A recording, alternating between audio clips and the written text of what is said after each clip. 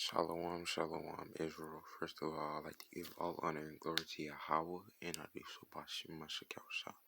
Second of all, I'd like to give the honor and glory to the elders who taught us His truth and paved the way for us to come and understand.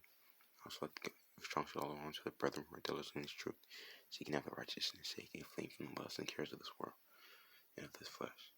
I give her a strong shalom. But today we're coming back with a quick video on defiled bread, cause like in our captivity, which we're currently in now, like we're gonna eat defiled bread. Like we can try to the best of our ability, but more than likely, in some way, shape, or form, the bread is, or like the food is not to its best quality.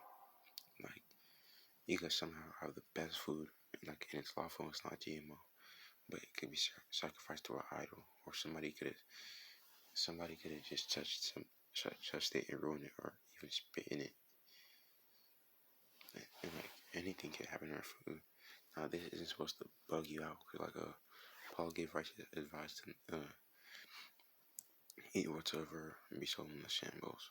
If, obviously, as long as it's clean, like you can't just eat pork. But like say like you about to get lamb and you about to get lamb, but like it was cross contaminated with pork, but you didn't know it was cross contaminated with pork. Like you should still buy the lamb, like because like you didn't know, like you can't just say, oh, maybe this lamb is cross contaminated with pork, so and like you never eat lamb again the rest of your life. No, that's not wise. But you should always pray to the Lord.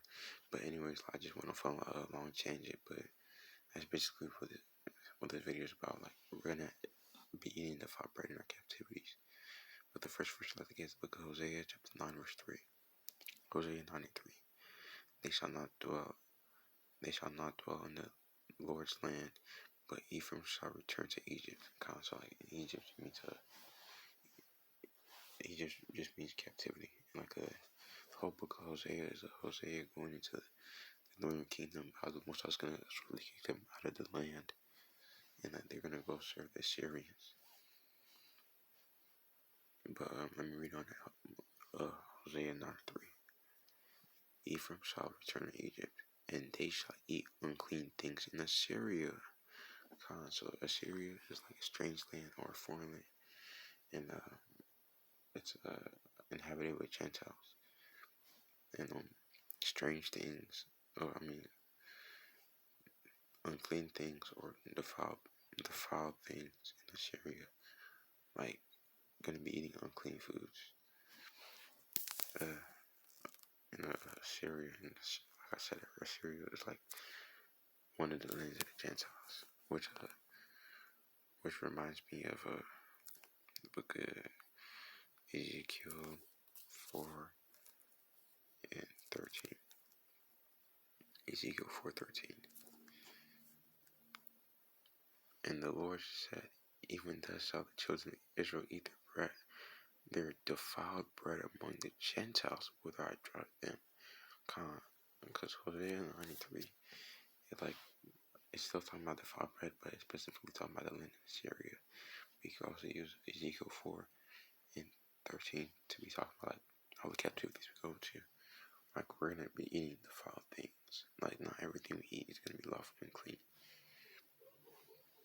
So like I guess you could call this an exhortation to not be over righteous and just eat anything that's presented to you, but as long as you know that it's clean, and as long as you know that to like your best ability, that if you can't, like obviously if you can find out like if it's unclean or if it's sacrificed to idols or anything like that, then you shouldn't eat it. But it's not like to the best of your knowledge, like to the best of your knowledge, if you can't tell whether it be wicked or not, as long as like it's lawful food, that like say nothing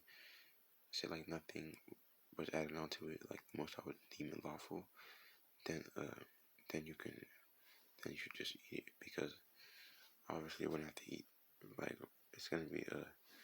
it's basically a shame for us to eat the defiled bread among the captivities, but we don't know what really is defiled and what isn't. So as long as like it's already lawful according to the scriptures, then just eat it. But anyways, this is my quick exhortation, and basically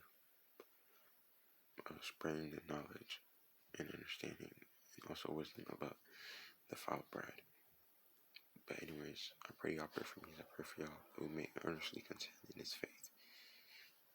And that Satan may not get the best of us. I pray y'all may also pray for each other.